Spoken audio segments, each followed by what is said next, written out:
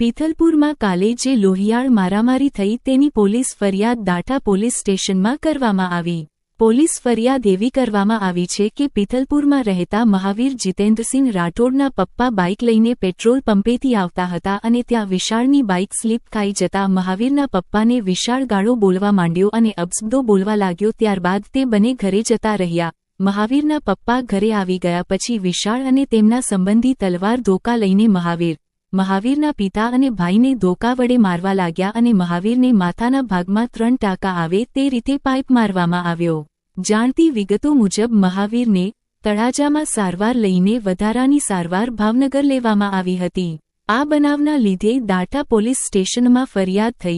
9 ઇસમો વિરુદ્ધ ફરિયાદ થઈ જેમના નામ આ મુજબ છે: વિશાલભાઈ વશરામભાઈ બાંભણિયા, તુલસીભાઈ મંજીભાઈ બાંભણિયા, રાજુભાઈ ગફુલભાઈ બાંભણિયા, વશરામભાઈ રવજીભાઈ બાંભણિયા, બાલાભાઈ રવજીભાઈ બાંભણિયા, જિગ્નેશભાઈ પાનના ગલાવાળા, કરણભાઈ વિરાજભાઈ, રઘુભાઈનો દીકરો।